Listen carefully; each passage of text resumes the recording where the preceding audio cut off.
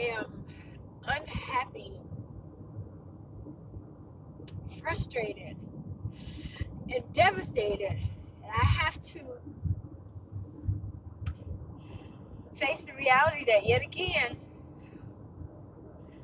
when placed in the Bellevue School District, my child is being subjected to unfavorable and what I feel to be discriminatory behavior. Last week, on November 21st, my daughter Nasir came home and shared with myself and my husband that in school she had entered the lunch line and asked the lunch staff person how much it would cost to purchase just an ice cream alone. The staff person replied that it would cost $3.25. So my daughter had taken a lunch from home and was going to prepare to eat lunch. When she turned to leave the lunch line after her conversation with the staff person, she placed her hands in her pocket and began to walk away. When she walked away, she heard the lunch staff person yell, "No, you're not going to steal any ice cream." This lunch person placed her arm out to block Nasir from walking ahead any further, and then proceeded to check her pocket in the coat that she was wearing. Nasir had a radio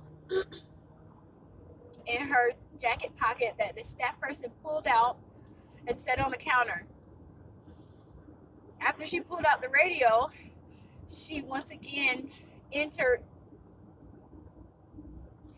Nasir's coat jacket pocket, searching around in a circular motion in hopes to find the alleged stolen ice cream. Nasir did not have an ice cream in her pocket. She did not steal an ice cream. And the public humiliation that she experienced in being accused of stealing an ice cream and being searched and seized has traumatized her and put her in a place where she no longer wants interaction with this staff person because she fears that she would be accused of stealing again. What's difficult about this experience is taking in consideration that this isn't the first instance with the Bellevue School District and my daughter. When Nasir had her series of bully experiences last year, that definitely shifted our approach to how we look at how kids are being treated in schools by their peers, by leadership, by teachers, staff members. So it raised an awareness in that sense.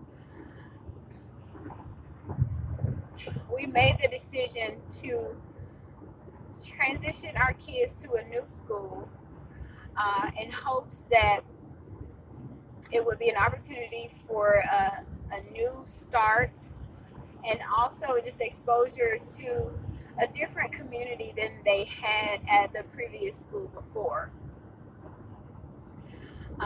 We made many attempts in our advocacy to partner with the Bellevue School District to continue to raise awareness about bullying, harassment, and intimidation that exists within the schools that sometimes goes unreported, and empowering the community as a whole.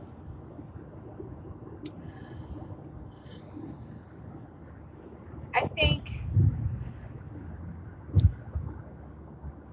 what is frustrating for me as a parent is I'm having to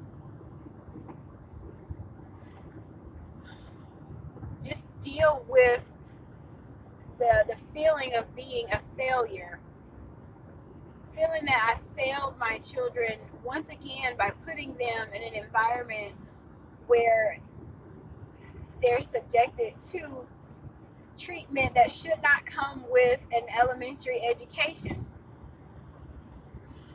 I personally don't feel that, based off of Nasir's account of what happened, that there was any reasonable suspicion that she had stolen an ice cream. Nasir felt very uncomfortable, and she doesn't understand why she was searched and seized. She doesn't understand why her body was touched inside of her pocket when she was being searched. And moreover, as a parent, my daughter is an African American child. We've seen time and time over in the news and in the media the continued criminalization of Black people. And now, my daughter, being an African American student in this environment, being accused of stealing and then searched and seized. How is that helping her? How is that feeding into who she is as an individual? How is that celebrating the diversity that exists within her by reinforcing a stereotype that Black people are criminals? And when the staff person discovered that there was not an ice cream in Nasir's jacket, she apologized, saying, "I'm so sorry," and gave her a hug. An apology does not undo that type of trauma. An apology does not change the fact that now my child is going to feel that every time she goes into a store, she can't put her hands in her pocket or somebody will accuse her of stealing. She can't not think that if she goes into a grocery store or she goes into a shopping mall, if she has her hands in her pocket and asks how much does an item cost, she's not going to be stopped and searched because of whatever reason that this person has in their mind that my child is a thief. The experience that the Bellevue School District has contributed to with Nasir has contributed to how Nasir identifies herself, how she responds to the community that we live in. And I'm disappointed. Our family extended an olive branch to the Bellevue School District in hopes to give another opportunity to start fresh and to give the leadership and the new superintendent an opportunity to be intentional about shifting the approach of the treatment of kids. I personally feel that Nasir has been failed yet again as a student, a part of the Bellevue School District, who in my opinion did not deserve to be accused of stealing, did not deserve to be stopped or searched without any notice or warrant. I don't feel that this is a safe and nourishing environment for any of my kids. I can't erase my child's experiences.